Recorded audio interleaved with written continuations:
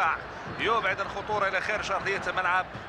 نتيجة 0-0 لا زالت مستمرة واللقاء لا زال مستمرا. هذه محاولة داخل منطقة العمليات ولكن الحكم بوليفا ماذا يقول؟ تابعوا ضربة خطأ على مقربة من منطقة فريق المغرب الرياضي الفاسي.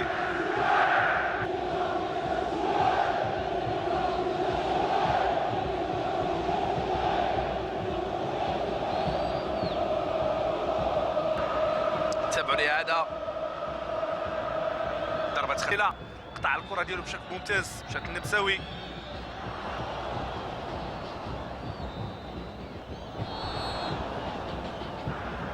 رجعت من جديد للاعبي فريق المغرب بالتالي مشات الكرة صوب التماس. بداية مهمة ومثيرة في مقابلة اليوم. شاهدوا طريقة المرور. صراع مستمر بين الناديين منذ انطلاقة المقابلة وابراهيم نقاش تدخل نوعا ما قوي من جديد. هدف من سيتمكن من افتتاح التسجيل في هذه المقابلة. بكر يكون طريقة استقبال سيئة وهذه كرة كتمشي مباشرة لهشام العمراني في محاولة للانطلاق وكاين خطأ يقول الحكم عبد الله بوليفا. كتحس أن المقابلة فيها ندية ولا مجال للخطأ. لا مجال للخطأ. تابعونا.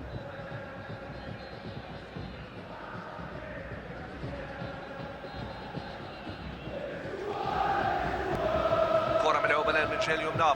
فرصة لعناصر الوداد. تمريرة ممتازة داخل منطقة العمليات خطيرة. بكري كوني نزل كورته ولكن ضاعت الكرة من جديد. ماذا يقول الحكم؟ أعتقد ضربة جزاء. لمسة يد وضربة جزاء في السلطة التقديرية لحكم مباراة اليوم عبد الله بوليفا. خالد جديد مخرج هذه المقابلة أكيد أنه سيقربنا ويقرب الجمهور الكريم الذي يتابع معنا مباراة اليوم. هل هي فعلا ضربة جزاء أم لا؟ شاهدونا الاحتجاج العارم. مقابلة أكيد أنها ستشتعل. شوف الجماهير الودادية حضور كبير وكبير جدا عيناه ساعات طوال قبل انطلاقة هذه المقابلة. شاهدوا التمريرة داخل منطقة العمليات. هنا خروج خاطئ للحارس. نكونوا واقعيين. خروج خاطئ للحارس. وتابعوا اللقطة هنا بالراس. أعتقد أنها سليمة جدا هذه العملية. شاهدونا غير واضح القرار خلال هذا اللقطة بالذات وحتى الاحتكاك ما كانش بين اللاعبين معا. واش اعتبر الحكم لمسة يد وبالتالي تغيير في مسار الكرة من المنطقة اللي كان فيها. شاهدنا اللقطة. شاهدوها من زاوية أخرى بالراس. أعتقد أنه لا وجود لضربة جزاء. يعني في هذه محاولة مشات للجهة اليسرى. إمكانية التمرير داخل منطقة العمليات. كاين خطأ يعلن الحكم على مخالفة مع بطاقة صفراء أخرى. هنا الحكم سي بوليفا عنده قرار ديال بطاقة صفراء هي الثالثة في المقابلة. شادو بالفعل كيعلن على بطاقة صفراء لإبراهيم النقاش. صارت 8 ديال التعادلات وأيضا يعني هزيمة واحدة. عنده 29 نقطة وثلاثة النقاط في مباراة اليوم. أكيد أنها ستعني له الشيء الكثير. شاهدونا محاولة المرور ولكن كان خطأ. رجعت من جديد. محاولة ممتازة داخل منطقة العمليات. فرصة ممتازة داخل منطقة العمليات والحكم قال كاين شيء. تابعوا اللقطة. شوف الإعادة. دخول داخل منطقة العمليات. محاولة من جانب زهير المترجي. الحكم يقول ضربة مرمى في لقطة من اللقطات الصعبة على معترك فريق المغرب الرياضي فاس. على ايقاع هدف واحد مقابل شيء من نقطة الجزاء. كرة امامية. فرصة ممتازة للوداد. دخول داخل منطقة العمليات. فرصة التصويب ولكن هنالك تغطية. تغيير. اختيار دائما الجهة اليمنى.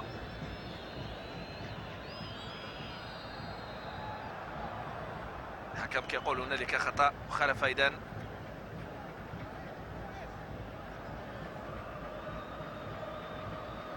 كرة لصالح عناصر فريق المغرب الرياضي الفاسي. يعني الطموح كبير، الطموح كبير بين الطرفين معا. فرصة ممتازة ولكن هنالك تغطية من جانب الدفاع، لا تزال الخطورة مستمرة. رجعت هجمة مرتدة مضادة، شعيب خضير من جانب المدرب رشيد الطوسي.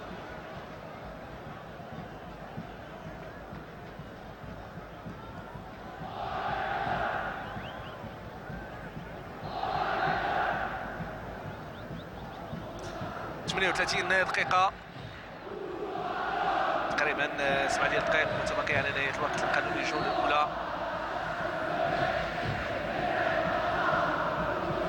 دائما النتيجة 1-0. إذا لازلنا معكم مشاهدينا الكرام نتابع تفاصيل هذه المقابلة في جولتها الأولى بين الوداد الرياضي والمغرب الرياضي الفاسي. 1-0 النتيجة المرسومة.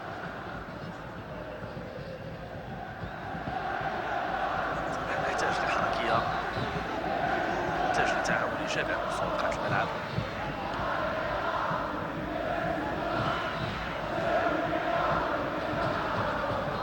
المغرب الرياضي الفاسي،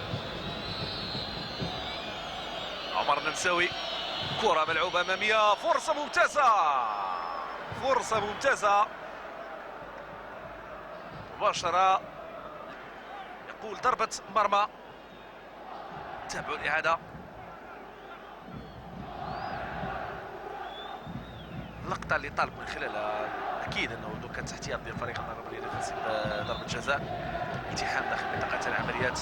أعتقد أنه مريفة كبير من عناصر فريق المغرب الرياضي الفاسي. كرة ممتازة في اتجاه عمر النمساوي، عمر النمساوي كيحاول ينطلق من الجهة اليمنى، كيختار المراوغة، في آخر المطاف كتغادر الكرة صوب ضربة. قرار الحكم المساعد، ورجعنا لكفة التعادل من جديد. كرة لإبراهيم النقاش، إبراهيم النقاش، يوسف رابح، يوسف رابح لهشام العمراني، هشام العمراني على يسار الكردي، يختار الكردي ياسر عبد اللطيف نصير. كرة في اتجاه التماس، محاولة ضربة مرمى يقول الحكم. في المراكز الأخيرة بالدوري الوطني المغربي، وفريق الوداد الرياضي يريد أن يوسع الهوة بينه وبين أقرب المطاردين، وبالتالي فاللقاء أكيد أنه عنده صبغة خاصة. مساوي سيديبي متمكنش من الكرة، جاب الحماني، حبيب الله، إسماعيلي، سيديبي،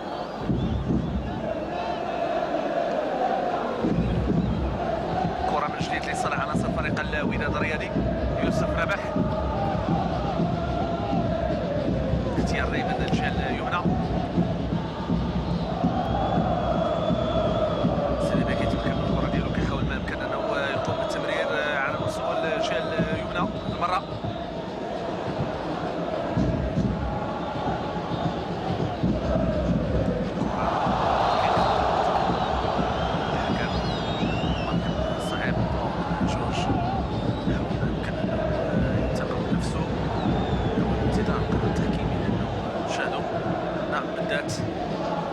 نقطة واضحة، مازال يلا دخل أرضية الملعب، وبالتالي خصو يكون حذر. هذه كرة ملعوبة في الخط الأمامي، فرصة من بكر يكوني، إمكانية التصويب أو تمرير، اختار التمرير، فرصة ممتازة بالراس، جميلة للوداد، جميلة للوداد، ولكن مباشرة إلى خارج أرضية الملعب، إلى خارج أرضية الملعب. شاهدوا الطريقة جميلة من بكر يكوني، استثمار ما كانش ممتاز. طبعا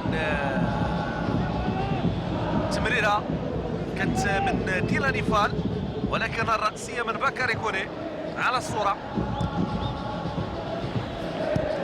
رجعت الكرة من جديد في تماس، كرة صالح فريق الوداد الرياضي. جولة ثانية نتمنى تكون أفضل من الجولة الأولى صراحة. يجب ألا نقع في رتبات بعض المباريات، المفروض أنه دائما الإيقاع يكون مرتفع، إمتاع الجمهور الكريم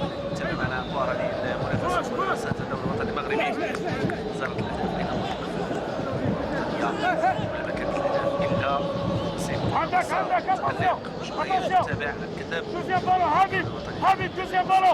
كان حافلا تاريخ المقابلات حافل آخر مقابلة جمعت بين الناديين معا، التي كانت بهدف واحد داخل المرمى. النتيجة التي نتابعها في هذه المواجهة أنها كانت كما قلت مقابلة خاصة بكأس العرش، مقابلة تندرج ضمن نهائي كأس العرش الدوري الوطني المغربي. آخر مقابلة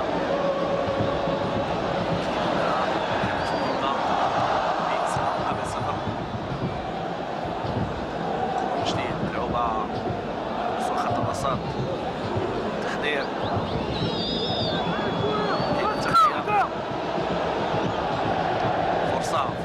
فرصة ودادية. كرتي حاول التمرير،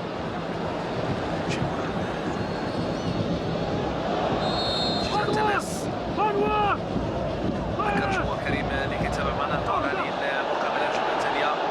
تغيير وحيد ظهور فريق الوداد الرياضي، محمد عقيل، عبد اللطيف النصير، يوسف رابح، هشام عمراني، ياسر كردي، صلاح الدين سعيد، ابراهيم نقاش، وليد الكرتي مع كريم وليد الانفال. دخول الى هجوج مركز المترجي فيما المغرب الرياضي فاز بنفس اسمائه: ياسر واسع، عمر نمساوي، زكريا اسماعيلي، العلوي، عبد الرحيم بن علي بدر السيله، انور عبد المالكي، حبيب الله الدحماني، خضر شعيب، ابراهيم السيد، ياسر بن شرف، وسام. شوفوا اللقطه،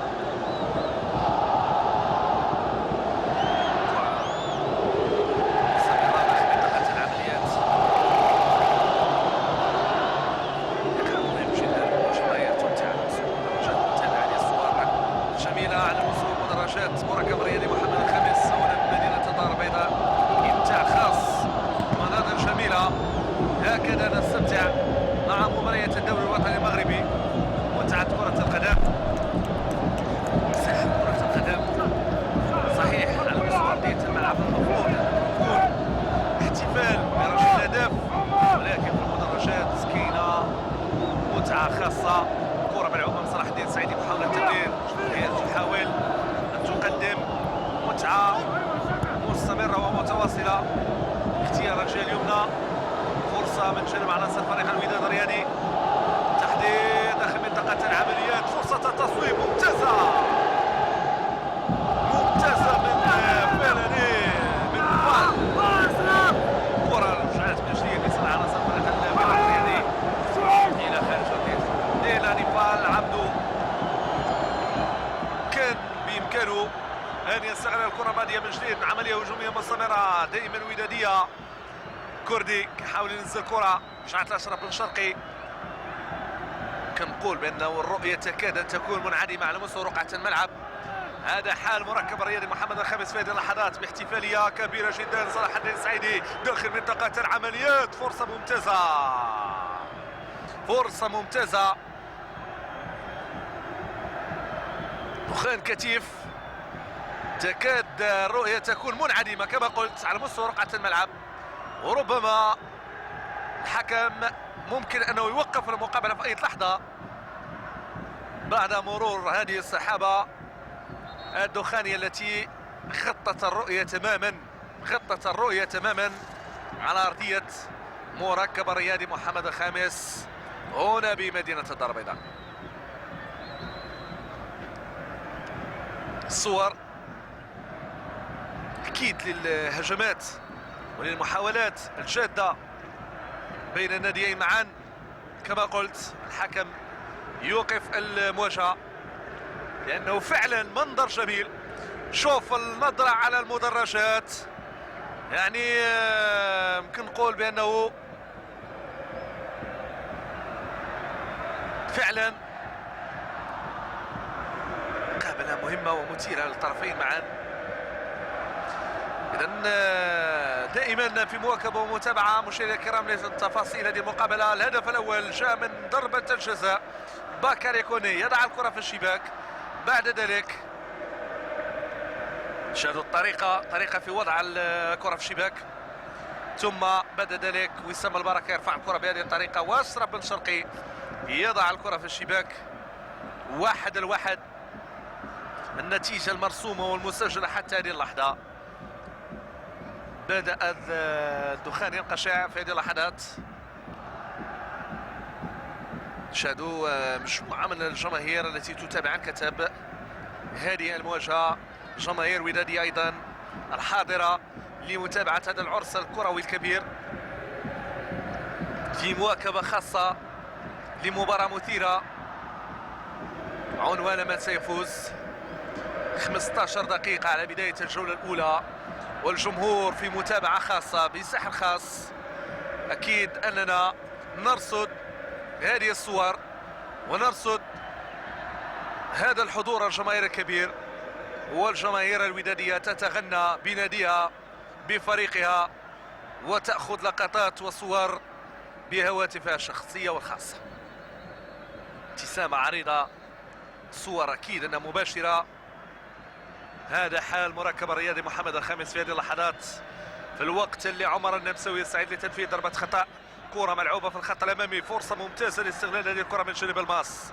رجعت من جديد للمغرب الرياضي الفاسي، كرة ملعوبة من الجهة اليسرى، إمكانية التمرير في أي لحظة. مشات الكرة لشعيب خضير، يحاول يمر. كرة للمغرب الرياضي الفاسي، محاولات مستمرة.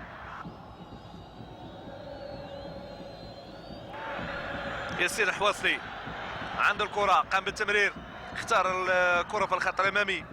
رجعت من جديد لصالح فريق المغرب الرياضي الفاسي، جهة اليسرى. أشرف بن شرقي، اعتماد الآن على خضير شعيب.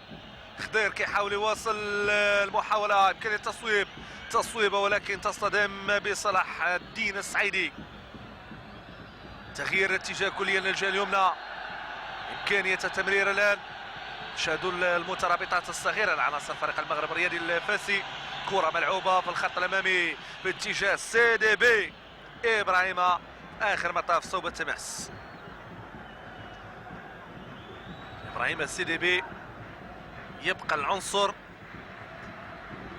الأبرز في الخط الأمامي، وهنالك تغيير في صفوف فريق الوداد الرياضي. أكيد طبعا قلت الحديث عن إبراهيم السي دي بي. تبعد الكرة، فرصة ممتازة داخل منطقة العمليات، تصويبة لكن لم تقدم جديد. كان بالإمكان الاستفادة من اللقطة الماضية من تصويبة لاعب فريق المغرب الرياضي الفاسي، اللاعب أنور عبد المالكي، اللي نزلت أمامه الكرة، تصويبة بالرجل اليمنى ولكن الكرة اعتدت فوق العارضة الأفقية. كرة من جديد لصالح فريق المغرب الرياضي الفاسي. تحضير طبعا، إخراج وليد الكرتي وإقحام مالك كيفونا. تغيير يهدف من خلاله مدرب الوداد لتحقيق بداية مهمة. جون توشاك على الصورة. لا صوت يعلو على صوت جماهير فريق الوداد الرياضي في المباراة اليوم، يعني خلقوا فرجة خاصة في المدرجات، قابل حماسية أكيد. كرة من جديد ملعوبة في اتجاه وسام البركة. وسام البركة تمريرة ممتازة للجهة اليسرى في اتجاه بدر السيلة. بدر السيلة يرجع كورتو هذه المرة لخضير شعيب. خضير شعيب لبدر السيلة في غياب التسلل. تمريرة ممتازة داخل منطقة العمليات، إمكانية التصويب من وسام البركة. هي كورتو لمن؟ لأنور عبد المالكي. أنور عبد المالكي يختار بدرة تمريرة جانبية داخل منطقة العمليات، إمكانية إنزال الكرة بالراس. مشات من جديد عمر النمساوي، ينزل كورته بشكل ممتاز. فرصة ممتازة وضربة مرمى لصالح الحارس محمد عقيد. شادوا الطريقة، الفرصة كانت جيدة، تمريرة جانبية ممتازة رأسية أم ضربة بالرجل من وسام البركة. احتار فضاعت الكرة الماضية. صلاح الدين سعيدي، ياسين الكردي، صلاح الدين سعيدي عنده الكرة، يختار كرة أمامية في اتجاه باكاري كوني. كرة لصالح فريق الوداد الرياضي، ملعوبة بالجهة اليسرى. عمر النمساوي كان الأسرع. أشرف بن شرقي يستلم، تمرير الآن في لحظة. تحضير كرة أمامية، فرصة من جانب عناصر فريق المغرب الرياضي فاسي. إمكانية التصويب داخل منطقة العملية، يختار إمكانية التمرير، ولكن في آخر مطاف ضربة مرمى. يقول الحكم جوج ديال التغييرات في صفوف فريق الوداد الرياضي ولا تغيير في صفوف فريق المغرب الرياضي فاسي. هكذا هي الامور حتى الان، 5 تصويبات للمغرب الرياضي فاسي مقابل 9 تصويبات للوداد، واللقاء لا زال مستمر. من سيتمكن من بلورة مجهود الفريق ككل؟ كرة ملعوبة على مستوى خط الوسط، تحضير من جديد. هذا المرة الحكم المساعد يتدخل، يقول هنالك مخالفة. رشيد الطوسي الإطار الوطني سيتفوق أم أن جون توشاك سيبحث لاستثمار مباراة اليوم داخل القواعد أمام هذا الكم الكبير الذي حضر لمتابعة مباراة اليوم؟ أعتقد أنه ندية ستبقى متواصلة إلى آخر اللحظات. محاولة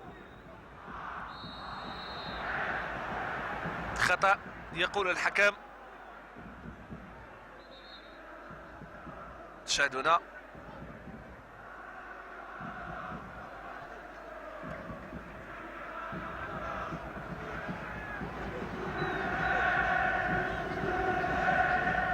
بطاقة صفراء. الدحماني، حبيب الله الدحماني يتحصل على بطاقة صفراء. ذكر بأنه 5 ديال البطاقات حتى الآن، وحبيب الله الدحماني البطاقة رقم 6 في هذه المواجهة.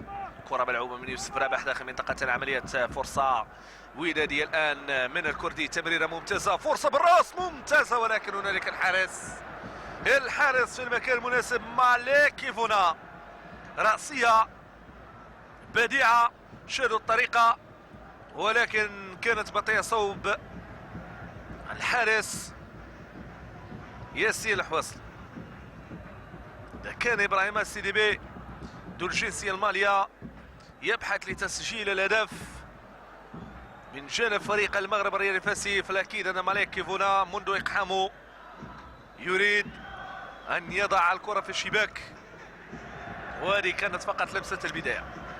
كرة من جديد من الجهة اليسرى، اختيار دائما للقيام بالمراوغات جانب عناصر فريق المغرب الرياضي فاسي. اعتقد انه هو سبب ضياع الكرات بشكل كبير على مستوى خط الوسط. بطاقة صفراء، اعتقد انها غتكون بطاقة حمراء، لان ابراهيم النقاش اعتقد ان عنده بطاقة صفراء في الجولة الاولى. بالفعل بطاقة حمراء، ربما تكون مفترق المقابلة. مشاهدينا الكرام، ابراهيم النقاش كانت عنده بطاقة صفراء في الجولة الاولى، وبالتالي بطاقة صفراء ثانية، وبالتالي سيغادر رقعة الملعب. نشاهدوا التدخل، هل كان يستدعي بطاقة صفراء؟ هنا الدخول كان قوي بعض الشيء. نشاهدوا، بالتالي الحكم يشهر بطاقة الصفراء الثانية، مما يعني أن الوداد الرياضي سيكون منقوص العدد في مقابلة اليوم. دقيقة تقريبا 25 كنحصل لاعب ابراهيم النقاش على البطاقة الصفراء الأولى. ونشاهدوا هذه اللقطة، نفس اللاعب اللي هو ابراهيم النقاش. وربما ما انتبهش الحكم للقطة الأولى اللي يمكن نقول بأنه كان يستحق عليها بطاقة صفراء، ولكن انتبه للقطة الثانية، وبالتالي ابراهيم النقاش يغادر أرضية الملعب، وكانت ضد لاعب فريق المغرب الرياضي الفاسي ابراهيم السيديبي. الوداد منقوص العدد، والمغرب الرياضي الفاسي تتاح له فرصة لتسجيل هدف آخر. عمر النمساوي، كرة ملعوبة في الخط الأمامي، فرصة ممتازة بالراس، ممتازة من الحارس عقيد، ينقذ مرمى فريق الوداد الرياضي من هدف محقق. شوف الكرة ملعوبة بهذه الطريقة ورأسية، والحارس محمد عقيد ينقذ مرمى فريق الوداد من هدف محقق، وبالتالي كرة مباشرة للزاوية. تغييرات الموازين الآن، تغييرات الأمور والنقص العددي هل سيؤثر؟ أغلب الظن جرعة جديدة في الخط الهجومي، فرصة ممتازة، هدف للمغرب الرياضي الفاسي. الحكم يقول لا، الحكم يقول ليس بالهدف، يقول انه هدف غير مشروع. احتجاجات مستمرة. نشاهدوا نشاهدوا نشاهدوا نشاهدوا نشاهدوا. مشات الكرة بهذه الطريقة.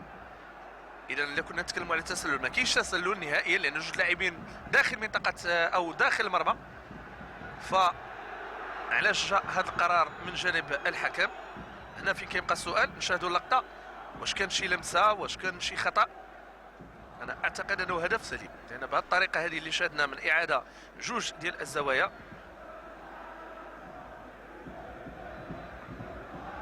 هنا فريق المغرب الرياضي الفاسي غادي يقوم بتغيير هنا الجرعة الجديدة، لأنه مهم جدا يكون عندك نقص عددي في الفريق الخصم. سي دي بي غادي يغادر بالفعل أو غادر رقعة الملعب، وبالتالي إقحام لاعب اللي بإمكانه أنه يشغب في الخط الهجومي موسى كوني. زملاء أكيد أنه في الوقت المناسب غادي نتابعوا علاش طرفت الهدف. الزاوية من جديد، لعبات داخل منطقة العمليات، ربما لأنه تنفذ تصويبة ممتازة، ربما لأنه الزاوية تنفذت بدون قرار من الحكم اللي هو الحكم بوليفا. ففي هذه الحالة الحكم رفض. نشاهدونا نشاهدونا نشاهدونا نشوفونا، ربما لأن الزاوية تنفذت بدون ما يعطي الحكم بوليفا، وحتى الحكم ديال الشرط يعني كنتابعوا اللقطة مباشرة فاش تسجل الهدف. فمشى تابعوا اكيد زميلي كمال الادريسي يوم الاثنين ان شاء الله رفقه الزميل عادل المسعودي. فمقابله اليوم حبلى ببعض او بمجموعه من المحاولات، مجموعه من الامور اللي هي تحكيميه محضه، فسيتم التطرق اليها. الاصبح يدخل مكان فال. كره ملعوبه من جديد من جانب عناصر فريق المغرب الرياضي الفاسي، ودائما نبقى في نتيجة 1-1. 19 دقيقة المتبقية على نهاية الوقت القانوني لهذه المواجهة. كرة ملعوبة، فرصة تمريرة داخل منطقة العملية، فرصة تصويب، ولكن هنالك التغطية. نصير كيبعد الكرة. أصبح المغرب الفاسي أقوى في إمساكه الزمام المقابلة، وبدا كيمارس الضغط. تابعونا عملية هجومية ودادية، فرصة داخل منطقة العمليات، ولكن سلسة وسهلة للحارس ياسين حوسطي.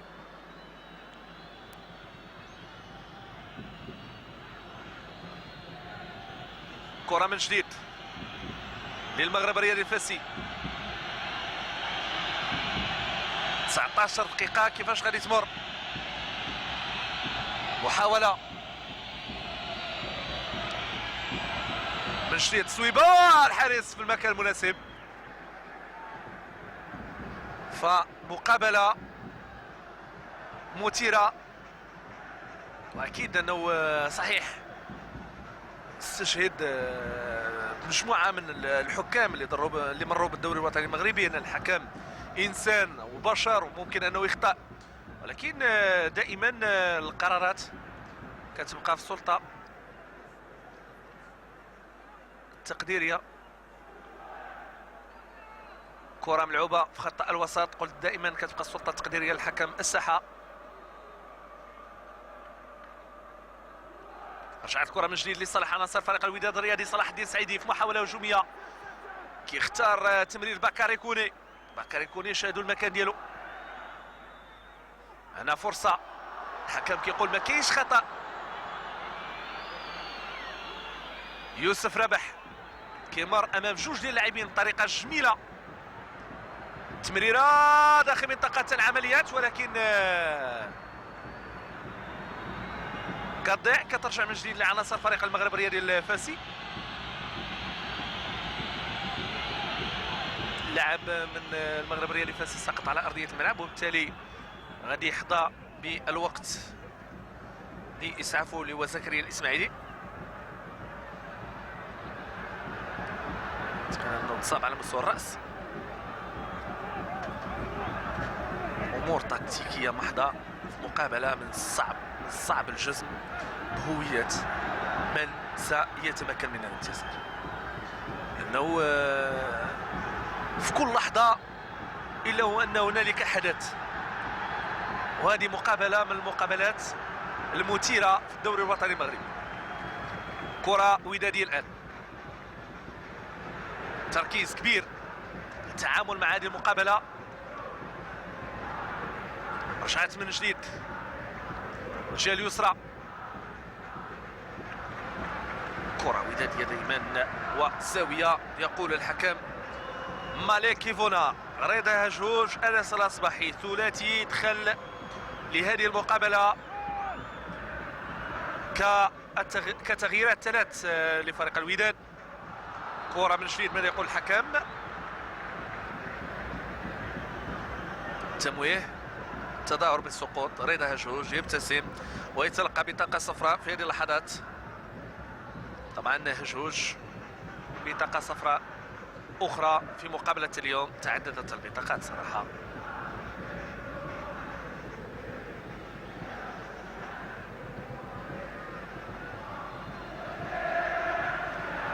رجعت الكره لصالح عناصر فريق المغرب الرياضي الفاسي. امكانيه التمرير، تشاهدون الفرصه. موسى كوني كيرجع الكره الجهه اليمنى، حبيب الله الدحماني، فرصه ممتازه، تغطيه مهمه جدا خلال يوسف ربح، معترك ديال الوداد. منطقه الدفاع ديال الوداد كتلقى مجموعه من المحاولات والانذارات. تابعوا هذه المحاوله، فرصه من جديد. دائما المغرب الرياضي الفاسي يضغط. هنا النقص العددي بدا كيبان التاثير ديالو. صويبه ما مشاش بالشكل المناسب، تمريره، فرصه، اوه جميله جميله، ولكن عقيد كينقذ الموقف.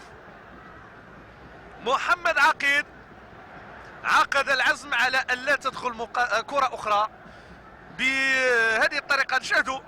نشاهدوا كان بالامكان انه يكون هدف الثالث في هذه المباراه، والهدف الثاني لفريق المغرب الرياضي الفاسي. الوقت اللي كاينه هجمه، رجعت من جديد حمله هجوميه مضاده للمغرب الرياضي الفاسي.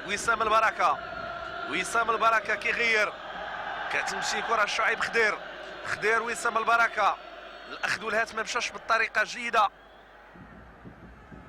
هشام العمراني، بان تاثير ديال النقص العددي ديال ابراهيم النقاش، اللاعب اللي خرج ببطاقه صفراء ثانيه، اي بطاقه حمراء، وبالتالي يمكن نقول بانه حتى اللاعبين ديال فريق المغرب الرياضي الفاسي خداو الثقه في النفس واصبحوا اكثر خطوره على المعترك ديال الوداد الرياضي.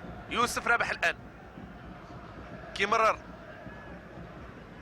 تمريره كتمشي مباشره لهشام العمراني.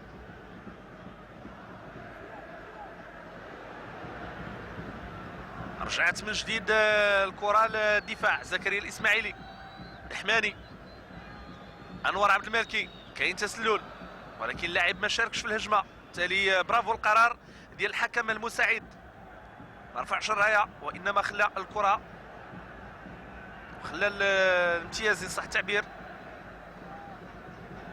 كره من جديد الوداد، بكاري كوني خط الوسط كيرجع باش يعطي الكره ليوسف رباح. يوسف رباح اماميه،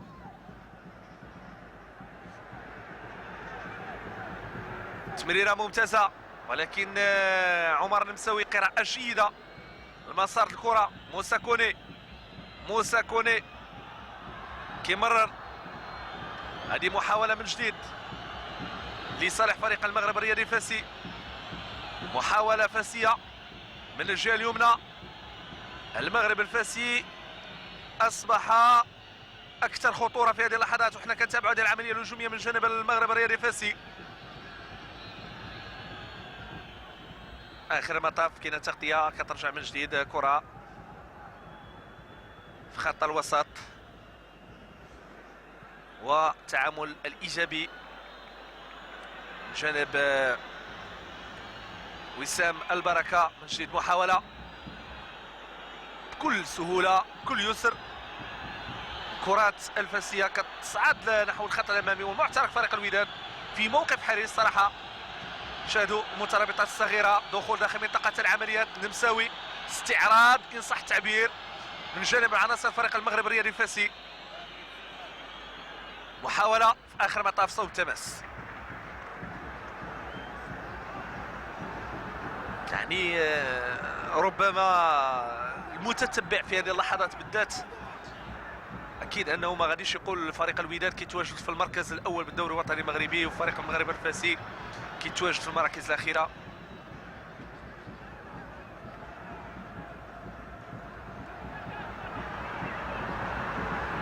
كره ملعوبه اصباحي،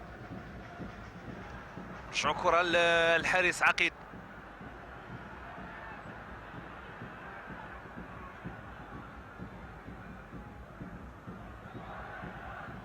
بسرعه كترجع الكره للمغرب الرياضي الفاسي. دحماني، انور عبد المالكي، حبيب الله الدحماني، تغيير كلي الجهه اليسرى. كاين مساحات فارغه اكيد. بدر سيله، بدره، خضير شعيب، تغيير الجهه اليمنى بشكل ممتاز. هذا الانزال من اشرف بن شرقي، كيحاول يدخل اشرف، كيحافظ على كورتو، عنصر خطير. عمر نمساوي، فرصه تمرير، كتضيع الكره، كترجع من جديد فاسيه. شاهدوا كيفاش انه ضاعت ورجعت في وقت زمني قصير. هنا تصويبه ومباشره الى خارج ارضيه الملعب.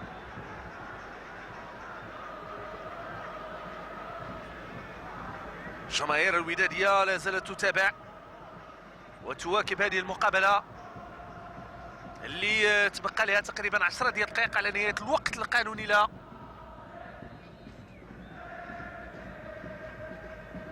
تحضير من جديد الجهه اليسرى، خضير شعيب، بدر السيله، بدر السيله ممتاز. كيمر، محاوله جديد، فرصه داخل منطقه العمليات، امكانيه استثمار الكره، فرصه، محاوله ممتازه. موسى كوني، موسى كوني كان قريبا من وضع الكره في الشباك. تهيئ ممتاز من اشرف بن شرقي. المغرب الفاسي اخطر في هذه اللحظات، المغرب الفاسي اخطر في هذه اللحظات. كره من جديد، محاوله ملعوبه داخل منطقه العمليات، خروج الحارس عقيد. بكاري كوني، تغيير، اختيار هجمه مرتده مضاده، ومالكي فونا يشارك في هذه العمليه الهجوميه. تمريره ممتازه، ولكن هنالك التغطيه من انور عبد المالكي اللي تمكن من الوصول للكره الاخيره. نمساوي وشعيب خضير، ضاعت الكره، خروج الحارس. الجهه اليسرى فارغه تماما، فارغه تماما. بدر السيله يتواجد وحيدا. هنا محاوله، خضير شعيب، عمر النمساوي، كانه استعراض من جانب لاعبي فريق المغرب الرياضي الفاسي. شهدوا السرعه في الوصول لمنطقه العمليات ديال فريق الوداد. فكما قلت، البطاقه الحمراء اللي تلقاها ابراهيم نقاش مؤثره ومؤثره بشكل كبير على هذه المواجهه. هذه محاوله رد الهجوج، كيحاول يمر، ضاعت منه الكره.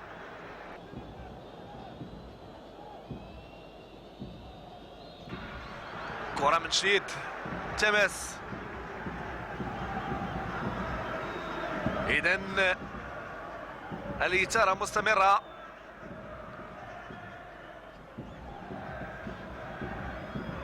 مازال المقابله ما انتهتش، مازال المقابله ما انتهتش. شاهدوا التركيز اللي كنشاهدوه من جانب المشجعين في المدرجات، مندمجين بشكل كبير مع المقابله. حضور جماهيري صراحه كبير وكبير جدا لمتابعه هذه المقابله.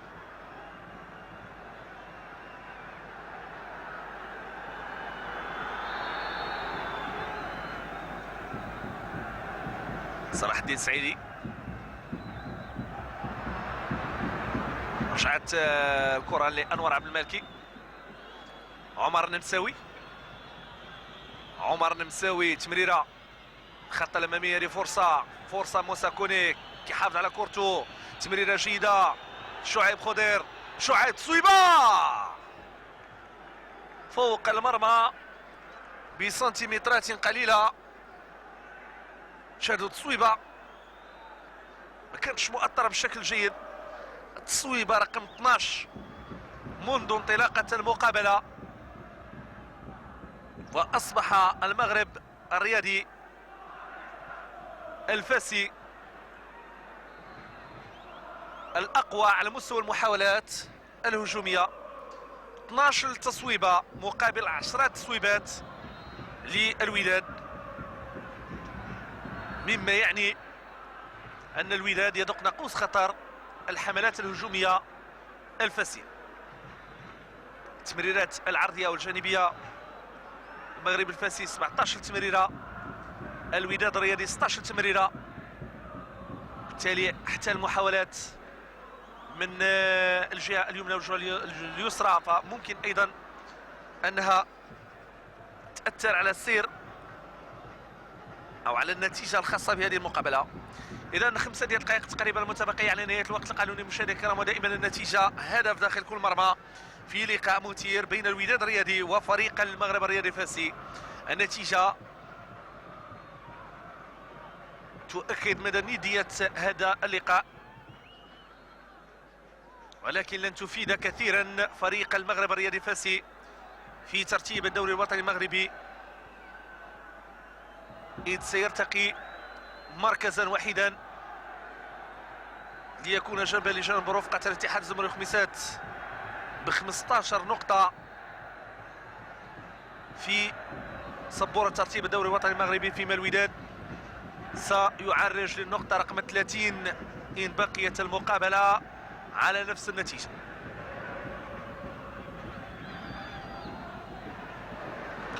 كرة ملعوبة من جديد لصالح فريق الوداد الرياضي، محاولة من مالكي فونا، ضاعت منه الكرة، رجعت من جديد هجمة مرتدة مضادة من المغرب الرياضي الفاسي. باكاري كوني دخل والحكم يقول هنالك مخالفة لصالح فريق المغرب الرياضي الفاسي. تمريرة ممتازة، موسى كوني رجع كورتو بشكل ممتاز واختار الجهة اليمنى. هذه تمريرة الآن لأنور عبد المالكي، أنور يختار الجهة اليسرى، محاولة لبدر سيلا، بدر سيلا تمرير آخر مطاف كاينة تغطية.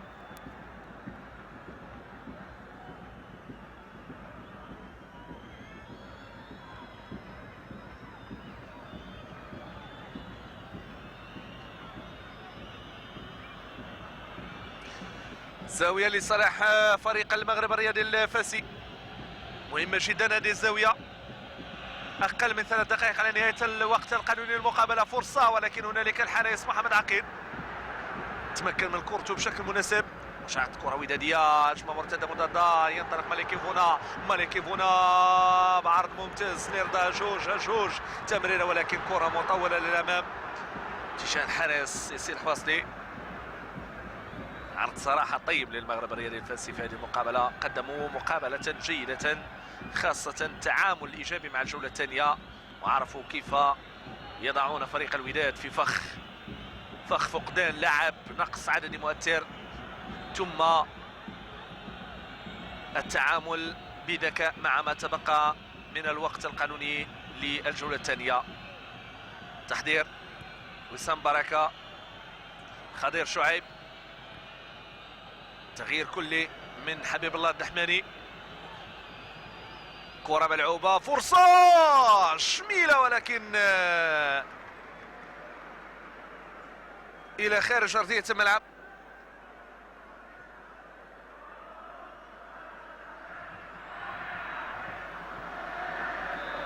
شاهدونا محاولة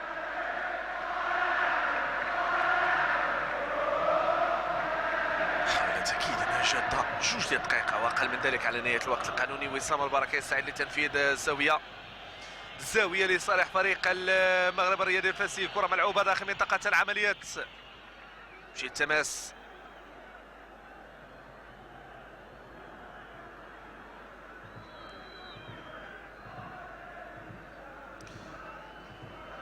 إذا محاولة من جانب عناصر فريق المغرب الرياضي الفاسي.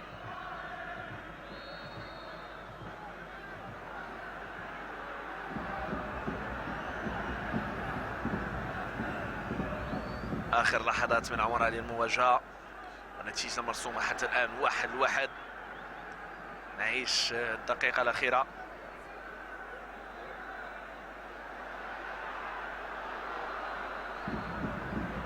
مشات الكرة الجهة اليسرى. نعم المواجهة مستمرة.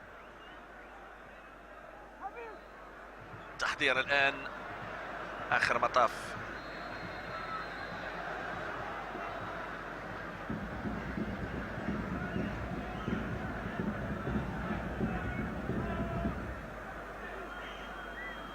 كرة لصالح فريق المغرب الرياضي الفاسي.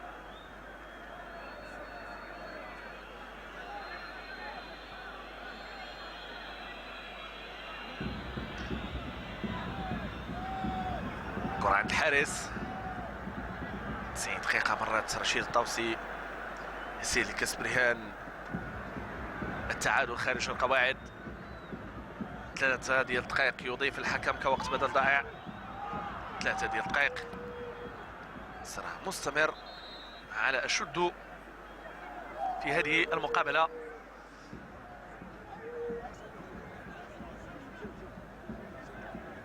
التحام اللاعبان بالتالي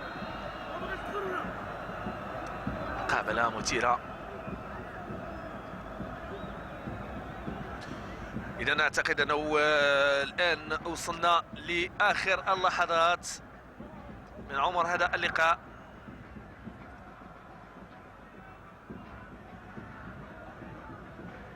ندية مستمرة بين الطرفين معا. طموح أكيد أنه سيستمر في الدورات المقبلة.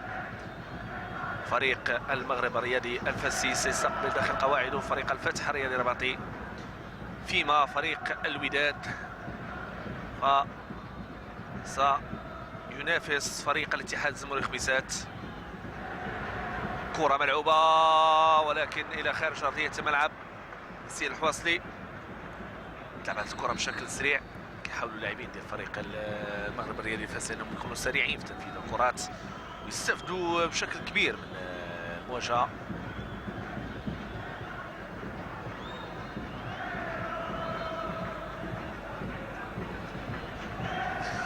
إذا تغيير السكتوي يدخل لأرضية الملعب. تغيير في هذه اللحظات.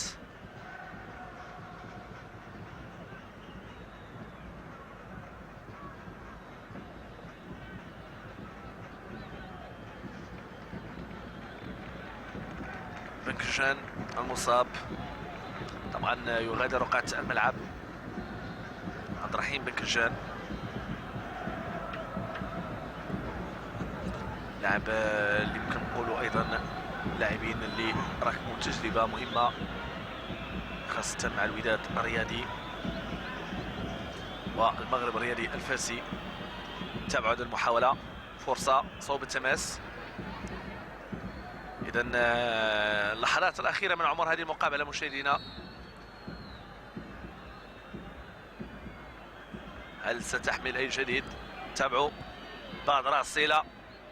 فرصة تهيئ. تمريرة ممتازة في غياب التسلل. أشرف بن شرقي يحاول يدخل داخل منطقة العمليات. تمريرة ولكن هنالك تغطية من جانب الدفاع. آخر مطاف صوب التماس. تماس لصالح فريق المغرب الرياضي الفاسي. عمر نمسوي سعيد لتنفيذ التماس. مقابلة كرة القدم صافرة الحكم هي الوحيدة التي تنهي المواجهة وتعطي النتيجة النهائية، وذاك ما حدث صافرة عبد الله بوليفة في هذه المقابلة الذي أنهى لقاء المغرب الرياضي الفاسي والوداد الرياضي بنتيجة التعادل، هدف داخل كل مرمى. نتيجة أكيد أنها عكست بعض الشيء ندية اللقاء، ولكن إثارة كانت كبيرة هنا. إذن طريقة اللي جاء من خلال الهدف الأول من نقطة الجزاء لباكار يكوني ثم بعد ذلك تنفيذ التماس مع عمر النمساوي، تهيئ من وسام البركه وتصويب من جانب اللاعب اشرف بن شرقي، هدف داخل كل مرمى. مشاهدينا الكرام، شكرا على حسن متابعتكم ومعاينتكم لاطوار مباراه اليوم. اكيد الشكر موصول لكل الزملاء اللي امنوا النقل التلفزيوني لمباراه اليوم، وحدث زميلي عمر زويتن. القاكم ان شاء الله في مباريات قادمه، طبعا الى اللقاء. التاسع العاشر هدف. تمتع بكرة القدم مع جيلات مارك 3.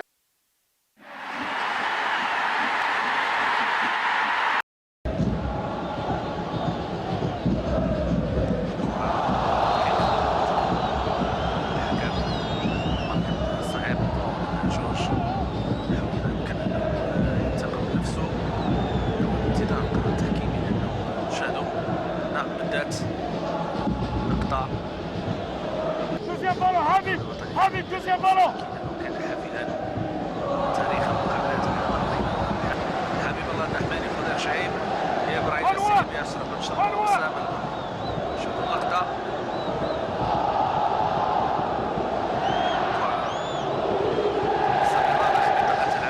القيام بالمراوغات جانب عناصر فريق المغرب الرياضي الفاسي. اعتقد انه هو سبب ضياع الكرات بشكل كبير على مستوى خط الوسط.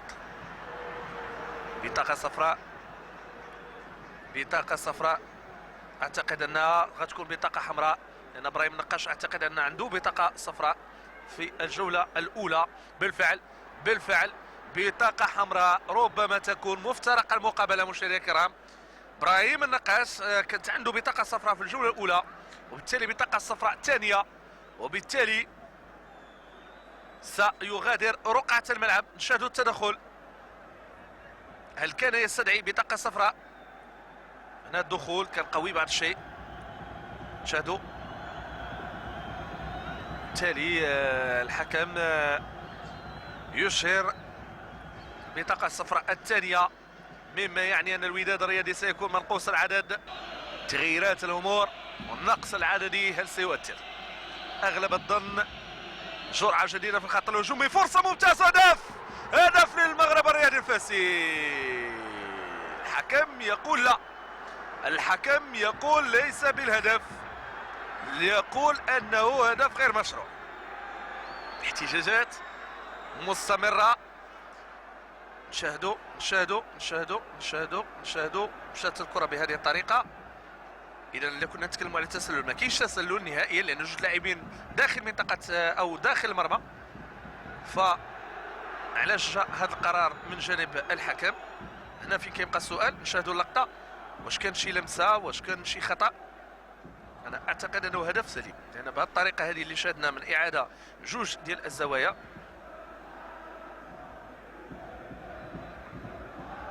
هنا فريق المغرب الرياضي الفاسي غادي يقوم بتغيير هنا الجرعه الجديده، لانه مهم جدا يكون عندك نقص عددي في الفريق الخاص. اختار تمرير بكاري كوني، شاهدوا المكان ديالو.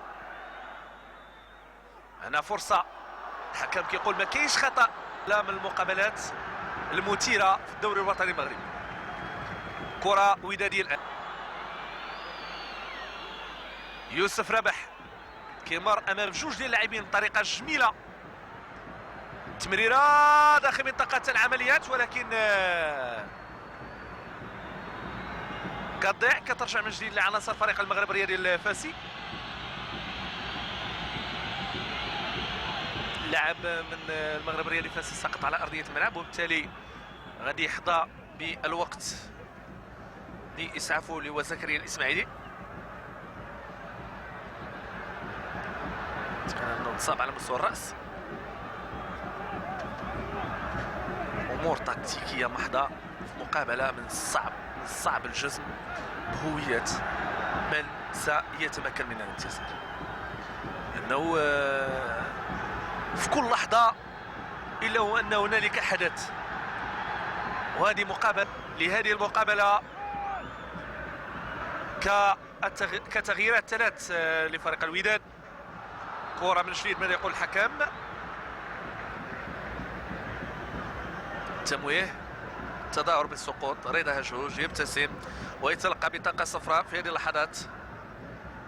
طبعا هجوج بطاقة صفراء أخرى في مقابلة اليوم. تعددت البطاقات صراحة.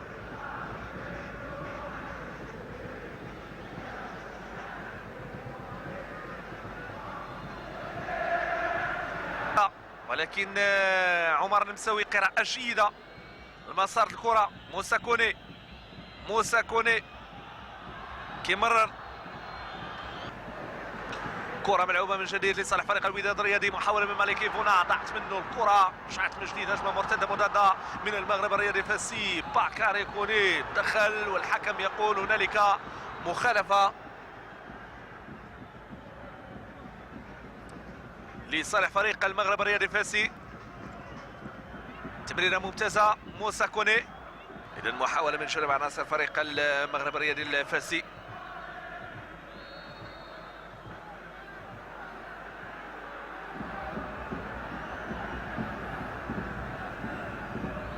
آخر لحظات من عمر هذه المواجهة ونتيجة مرسومة. تحضير الآن آخر مطاف.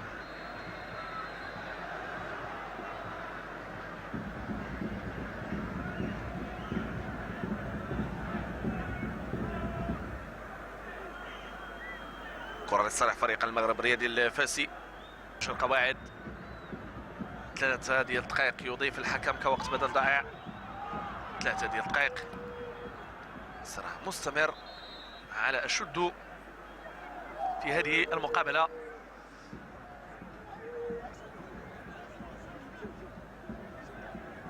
التحام اللاعبان بالتالي